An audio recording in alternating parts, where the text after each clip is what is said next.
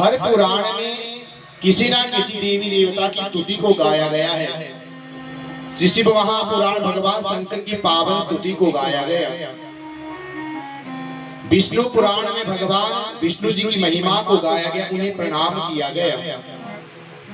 मार्कंडेय पुराण में भगवती देवी की स्तुति को गाया गया, उन्हें प्रणाम किया गया है, भगवान मार्कंडेय जी को प्रणाम किया गया।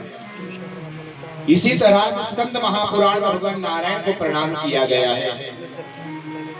लेकिन जैसे ही श्रीमद् भागवत महापुराण की रचना को वेद व्यास महाराज जी करने लगे, उन्होंने इस पुराण में किसी भी देवी देवता को महत्व नहीं दिया है, किसी भी देवी देवता की स्तुति को नहीं गाया।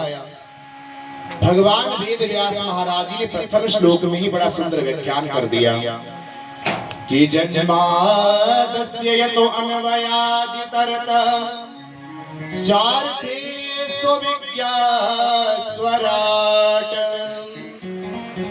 तेने ब्रह्म हृदयादि कवये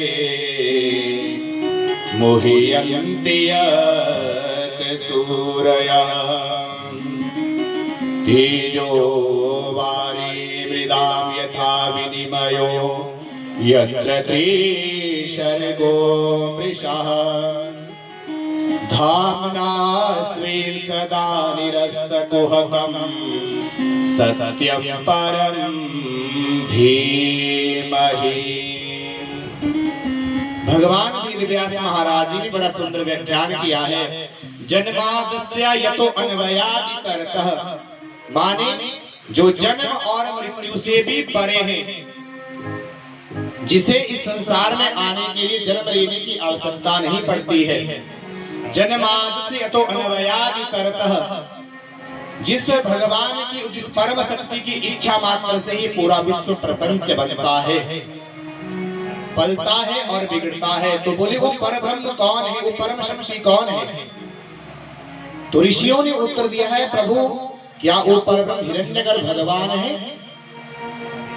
तो सूत महाराज जी कहते हैं, ऋषियों वो हिरण्यगर्भ भगवान भी नहीं है। जन्माद से तो अन्वयादितरतश्चार्थे स्वविज्ञा स्वराट। स्वराट शब्द का अर्थ हुआ जो अपने रूप से ही सबको प्रकाशित करता है, अपने रूप से सबको रूप प्रदान करता है। ऐसा वो भगवान है, वो परम शक्ति है। स्वराट तेने ब्रह्म हृदय आदि कवये, जिस परम शक्ति ने ब्रह्मा जी को भी वेदों का ज्ञान प्रदान किया है। वैसे तो ब्रह्मा जी के मुख से ही वेदों की उत्पत्ति हुई है, लेकिन उस परम शक्ति ने ही ब्रह्मा जी को भी वेदों का ज्ञान प्रदान किया है। तो बोले वो परम शक्ति कौन है, कैसी है? तेने ब्रह्म हृदय आदि कवये मुह्यन्ति यत् सूरयः। उस परम शक्ति को समझने में बड़े बड़े देवता भी भूल में पड़ जाते हैं। बड़े बड़े जितने भी हमारे महात्मा होते हैं, सिद्ध हैं, वो भी उस परम शक्ति को समझने में भूल कर जाते हैं। ऐसी वो परम शक्ति है। तेने ब्रह्म हृदयादि कवये मुह्यन्ति यत् सूरयः। जिस तरह से कई बार क्या होता है, सूर्य की किरणों के बीच में भी, जैसे सूर्य जब सुबह निकलता है तो उसकी किरणों के बीच में भी हमें क्या होता है, जल की अनुभूति होती है, जैसे उसके बीच में जल भरा हो। और कई बार क्या होता है, धरती के बीच में भी हमें जल का आभास होता है, और जल में भी कई बार हमें धरती का आभास होता है, मानो यहाँ पर धरती हो। ठीक उसी तरह से उस परम शक्ति को समझने में बड़े बड़े महात्मा मनीषी सभी देवी देवता भी भूल में पड़ जाते हैं। तेने ब्रह्म हृदयादि कवये मुह्यन्ति यत् सूरयः तेजो वारी मृदां यथा विनिमयो यत्र त्रिशर्गो मृषः। तो बोली वो परम शक्ति करती क्या है? बोली वो परम शक्ति माया और माया के कार्यों से भी परे है। हम क्या करते हैं, कई बार माया में ग्रसित हो जाते हैं, लेकिन जो वो परम शक्ति है वो माया और माया के कार्यों से भी परे है। इस प्रथम महामंत्र में ही पूरे भागवत का निचोड़ भरा हुआ है। तो कहा गया कि वो जो परम शक्ति है माया और माया के कार्यों से भी परे है। तेने ब्रह्म हृदय आदि कवये मुह्यन्ति यत सूरयः तेजो वारि मृदाम यथा विनिमयो यत्र त्रिशर्गो मृषः। और 3 प्रकार के जो ताप हैं, आदि दैविक आदि भौतिक आध्यात्मिक, इन तीनों प्रकार के तापों को नष्ट करने की शक्ति भी उस परम शक्ति में ही विराजमान है।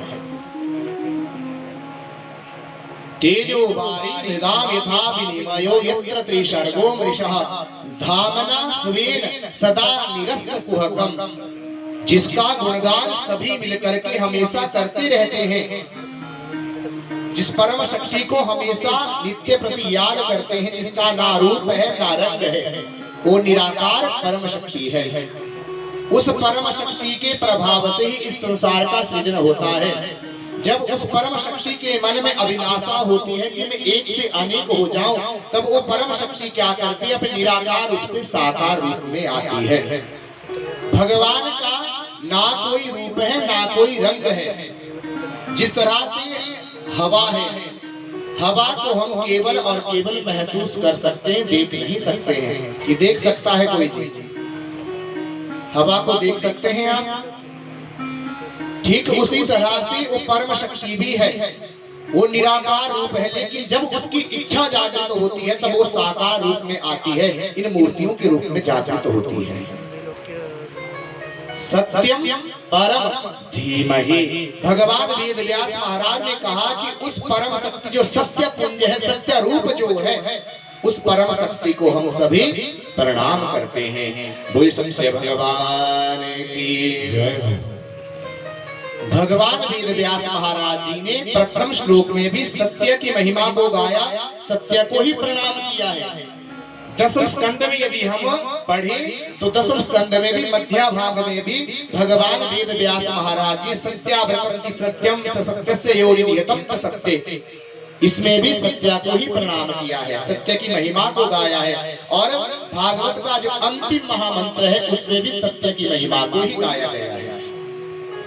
भागवत की शुरुआत हुई सत्य से, मध्य हुआ सत्य पे और अंत भी हुआ सत्य पे। तो ऋषियों ने प्रश्न किया है, प्रभु ऐसा भगवान वेद व्यास महाराज जी ने क्यों किया? तो सूत महाराज जी कहते हैं, यहाँ पर वेद व्यास महाराज जी बताना चाहते हैं कि धर्म का कार्य क्या है, धर्म किसे कहा जाता है। असत्या परो अधर्मो।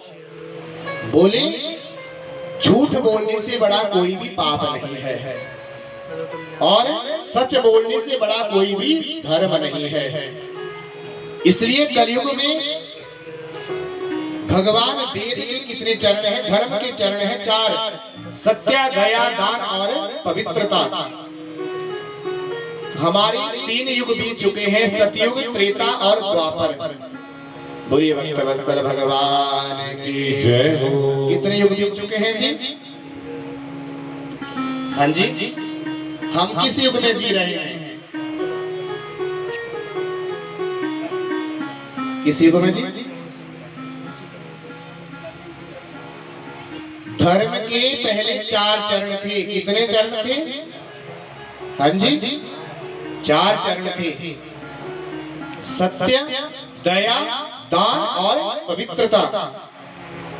जैसे ही सतयुग, त्रेता और द्वापर गया, समय कम है, कथाएं ज्यादा है, यदि मैं विस्तार से कहने लगूंगा तो इस पहले श्लोक को ही 7 दिन बीत जाएंगे, इसकी व्याख्या ही नहीं होगी। इसलिए आप सूक्ष्म रूप से समझने का प्रयास करें। तो कहा कि जैसे ही धर्म के 4 पहले चरण हुआ करते थे, लोगों के अंदर सत्य, दान, दया और पवित्रता थी। लोग सच बोलते थे, सबके अंदर दया भावना थी, सभी दान किया करते थे और सबका मन पवित्र होता था। लेकिन जैसे ही सतयुग गया, द्वापर गया, कलयुग और त्रेता युग गया, ये जो दया, दान और पवित्रता थी ये समाप्त हो गए। अब कलयुग चल रहा है। कलयुग में धर्म का एक ही पैर जागृत है और वो है सत्य। और उधर गोस्वामी तुलसीदास जी ने बड़े सुंदर शब्द कहे कि यदि आप जीवन में सत्य बोलते हैं, सच बोलते हैं, तो आपको किसी भी धर्म कार्य को करने की आवश्यकता भी नहीं है। क्यों? क्योंकि धर्म न दोषर सत्य समाना, धर्म न दोषर सत्य समाना, धर्म न दोषर सत्य समाना, धर्म। बड़े भाव से गाइए गोस्वामी तुलसीदास जी के शब्द हैं। आगम निगम पुराण बखाना, आगम निगम पुराण बखाना, धर्म ना दूसर सत्य समाना। गोस्वामी तुलसीदास ने बड़े सुंदर शब्द कहे कि धर्म ना दूसर सत्य समाना। धर्म ही सत्य है और सत्य ही धर्म है। धर्म अन्य कुछ है ही नहीं। कलयुग में धर्म का एक ही पैर शेष है, एक ही चरण शेष है, वो है सत्य। यदि हम जीवन में सत्य बोलते हैं तो उससे बड़ा धर्म कोई नहीं है। यदि हम बात बात पे झूठ बोलते हैं, चाहे हम कितने भी ज्ञानी क्यों ना हो, कितने विद्वान क्यों ना हो, चाहे कितने भी धार्मिक कार्य को करते हैं, वो हमारा धर्म कार्य व्यर्थ है।